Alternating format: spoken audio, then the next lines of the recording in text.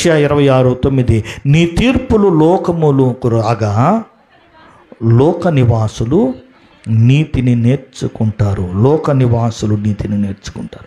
ఆ నీతి దైవనీతి. దేవుని నామానికి స్తోత్రం కలుగును గాక.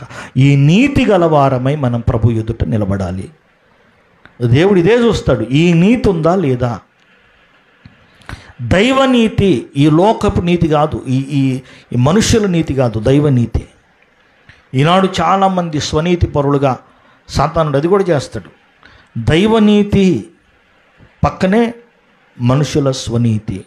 ఇప్పుడు నువ్వు చాలా మంచోడివి, నువ్వు చాలా మంచిదానివి, నువ్వు చాలా దాన ధర్మాలు చేస్తావు, నువ్వు అది చేస్తావు, నువ్వు ఇది చేస్తావు, ఇది చేస్తావు, కాబట్టి అదే దైవనీతి అని చెప్తాడు వాడు. కాదు, నువ్వు దాన ధర్మాలు మంచి పనులు చేసినంత మాత్రాన దేవుడు యాక్సెప్ట్ చేస్తాడు. మంచి పనులు చేయాలి, మంచిదే. కానీ కేవలం ఆ మంచి పనుల వలనే దేవుడు నిన్ను యాక్సెప్ట్ చేస్తాడు అనుకుంటే పొరపాటు. ఈ విషయం మీకు అర్థం కావటానికే బైబిల్లో ఆ విషయం, కొర్నేలి విషయం రాశాడు. కొర్నేలి ధర్మ కార్యాలు చేశాడు, దేవుని సన్నిధి చేరిని మంచి పనులు అన్నీ. కానీ అతడు నమ్మి బాప్తీసం పొందాలి అని చెప్పాడు. దేవుని నామానికి స్తోత్రం కలుగు. నమ్మి బాప్తీసం పొందకుండా మంచి పనులు చేసుకుంటుంటే పరలోకానికి వెళ్ళాడు కాదు. కొర్నేలి ఆ విషయం తెలియజేయటం కోసమే అతని ధర్మకార్యాలు అన్నీ దేవుని సన్నిధి చేరిని. కానీ అతడు నమ్మి బాప్తీసం పొందాలనే ఉద్దేశంతోనే దేవుడు పేతురుని పిలిపించి అతనికి వాక్యం చెప్పించి అతని ఇంటి వారందరూ బాప్తీసం పొందే విధంగా చేశాడు. హల్లెలూయా. మరి మంచి పనుల వల్ల పరలోకానికి వెళ్తా అనుకుంటే ఎన్ని చేసేవాడు, అవసరం లేదు కదా ఇంకా అతనికి. కాబట్టి మనం ఏమనుకుంటున్నామో కాదు, ప్రభువేమనుకుంటున్నాడో మనకు అర్థం కావాలి.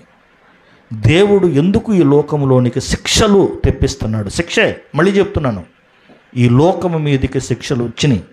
ఇప్పుడు మనం అనుకుంటున్నా, వివేచించాలి. మనం ప్రమాదాలు జరుగుతున్నాయి, భయంకరమైన విపత్తులు వస్తున్నాయి, తుఫానులు వస్తున్నాయి, లేకపోతే ఇంకోటి వస్తున్నాయి. ఈ లోక సంబంధం దానికి రకరకాల రీజన్స్ చెప్తారు.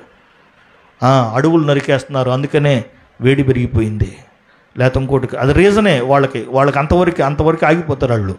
కానీ అక్కడ నుంచి ఆలోచించే వాళ్ళే ఆత్మ సంబంధులు. దేవుని నామానికి స్తోత్రం కలుగును కాక. వాళ్ళు దీనంతటికి రీజన్స్ ఏంటంటే ప్రభువు తీర్పులు లోకములోనికి వస్తున్నాయి, ఆయన శిక్షిస్తాడు, శిక్షలు వస్తాయి. ఎందుకు వస్తాయి అంటే నీ తీర్పులు లోకమునకు రాగా లోక నివాసులు నీతిని నేర్చుకుంటారు. ఆ నీతిని నేర్చుకున్న వారే నీతిమంతులుగా ప్రభు ఎదుట నిలబడతారు. రేపు వారు చనిపోయినా వారు ఎత్తబడతారు. అందుకనే దాన్ని నీతిమంతుల పునరుద్ధానము అన్నారు. దేవుని నామానికి స్తోత్రం. ఒకవేళ మనం అటువంటి నీతి గలవారమై చనిపోయినా రేపు నీతిమంతుల పునరుద్ధానంలో లేపబడతాం. హల్లెలూయా. ఒకవేళ అటువంటి నీతి గలవారమై ప్రభువు రాకడ వరకు మనం చనిపోకుండా నిలిచి ఉన్నా ప్రభువు వచ్చినప్పుడు మనం మార్పు చెంది ఆయన ఎదుర్కొంటాం. హల్లెలూయా. అటువంటి ధన్యస్థితి యేసు నామములో మనందరికీ కలుగునుగాక.